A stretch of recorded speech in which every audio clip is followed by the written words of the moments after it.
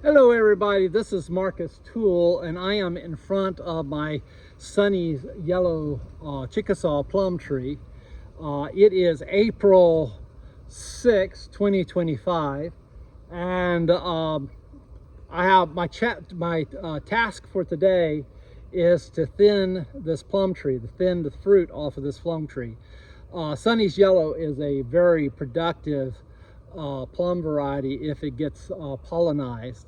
It's a Chickasaw strain, which means it is the same species as the wild plum that you see alongside roads in much of Georgia. And but this strain was probably originally bred by native peoples and then was passed down through the families of settlers. I got this tree from a guy by the name of Brad Harper, who is out of Waycross, Georgia. I think he got his tree from his grandmother, who lived in the Alma area, and she got her tree way back a long time ago by an Uncle Sonny, and I have no idea where Uncle Sonny is. I assumed he lived somewhere in Georgia, but I don't know where. And who knows how long this tree was passed down through farm families. What I can tell you about it is that of the yellow plum trees that I know about, well, this is the one that I know for sure works well in our climate. It seems to be more disease resistant and has bigger plums than the Guthrie plum tree, which is the other yellow Chickasaw plum that I'm familiar with. I don't have enough experience with Byron Gold, which is a hybrid plum developed by the USDA program out of Byron, Georgia, back in the 80s, to really be able to compare the two. I know Byron Gold has a bigger fruit. It's 2-inch plums, whereas this is about 1.5-inch plum. The plums on this are tart when they're firm, and they turn yellow and stay firm for a long time. And then when they soften up and get a little bit of kind of a gold color, they become much sweeter and kind of peachy in flavor. But Byron Gold has much the same description when you read it in terms of that quality. This plum does seem to be pollinized by Asian plums as well as wild type Chickasaw plums. I would not count on a variety, another Chickasaw cultivar like Toole's Heirloom pollinizing this, even though they bloom together. I also wouldn't trust a hybrid strain like Robusto to do it either. But the Asian type plums, pluots, plumcots, things like that, do seem to, as best as we can tell, although we can say that pretty confidently that Chickasaw plums do a better crop. My friend Brad has Asian type plums and plumcots to pollinize his.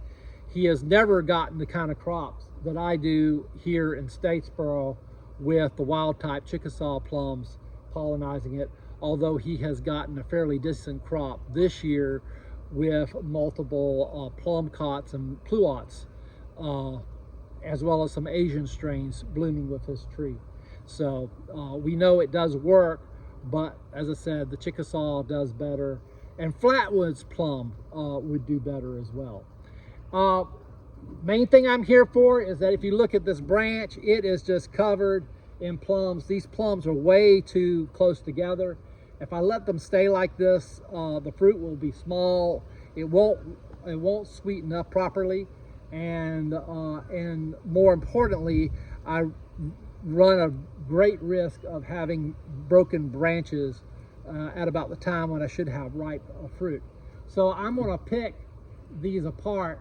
Now I know that this strain, under good circumstances, produces fruit that's about 1.5 inches in diameter, and so basically I want the plums to be 1 inch to 2 inches apart. I'm 1 or 2 per cluster, depending on how close the clusters are together. And you just, like so, you're picking them off, definitely trying to pick off the smaller ones. Whoops, see, that one, the whole cluster came with it. I didn't really intend to do that.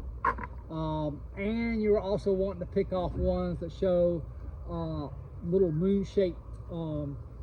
See, that's another one. I didn't mean to pick off the plums. I meant to pick off just the one. And that sometimes happens when you're thinning fruit. To prevent that, the way to do it is I kind of turn the fruit as I pick, and it comes off much more cleanly and easily if you turn it rather than just pulling straight. And that helps to prevent taking every plum off the out of one socket with one pull. But sometimes the plum you want to keep is attached to the branch in the same spot as the one you want to pull. So just turn it slightly. As you pull, just kind of tilt it to its side, and it just pops off easily, like so. Just tilt it to the side, and it pops off. And that will eliminate that, rather than just pulling and you just pull the whole socket out and you lose all 3 plums or 2 plums or however many is in that socket. You're just wanting to thin out one little plum. And just having the presence of mind to constantly think to do that, to rotate that plum so you're thinning instead of just taking them off. Yeah, I need to get more off of that one. I want to get that one. And maybe that one. And maybe that one. Let's see, this one here, this branch here is covered. Well, we got 2 branches together. So you see that's way too thick.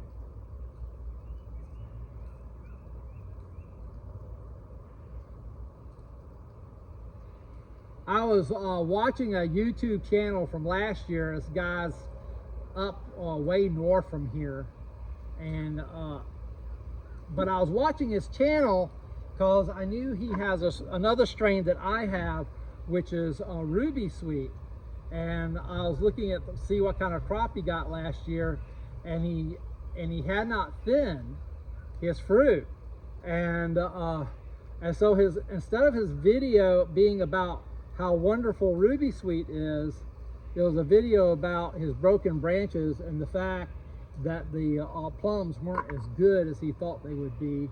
But the reason they weren't as good as he thought they would be is that the tree had overcropped. And he was,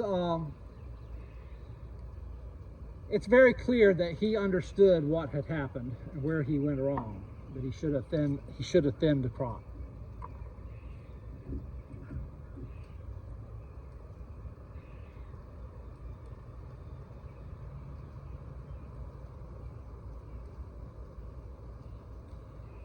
I'm picking off some plums with curculio damage, and in a situation like that, it's pretty important that those plums not go on the ground, but go in a bucket. You don't want the little curculios hatching out of those plums and either getting in a plum again this year, or getting in the plums next year. You want to eliminate as many curculios as you possibly can at every stage of the process where you have a chance to eliminate some.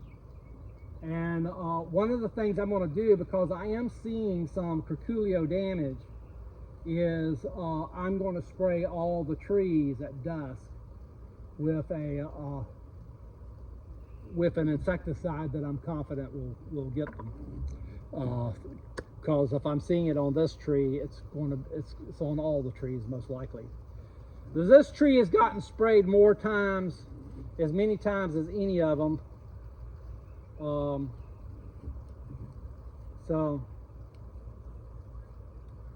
And the curculio damage I'm seeing appears recent. So I think they came out late this year for some reason.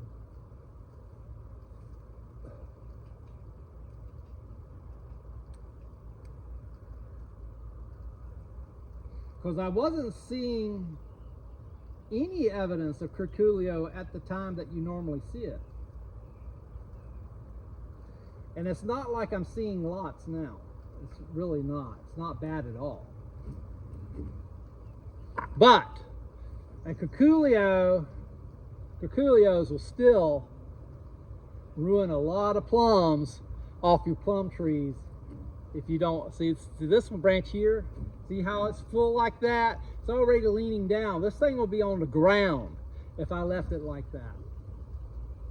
Okay, well, you've seen me pick off plums here, so you have an idea of what I'm going to do. The last thing I want to say about the Sonny's yellow variety, it is not yet commercially available. I have given sold scion to 2 different nurseries, which hopefully will make it available online sometime in coming years, but it's not available right now. I do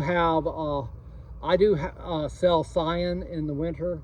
You have to be patient with me. I'm really slow at getting scion out, and sometimes winter, the time of year just kind of gets by before I get all the orders filled. That's why I tell people never pay me for scion until you receive the packet in the mail with the stems, because I ship those out as I have time.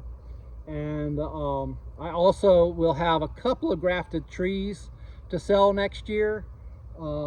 You know, and of course my rule with grafted trees, or any trees for that matter, is I make them available locally here in the Statesboro area first, before I make them available online. And I just do that as a courtesy to my friends and neighbors. So anyway, that's it for the day. Thank you very much. Talk to you later. God bless.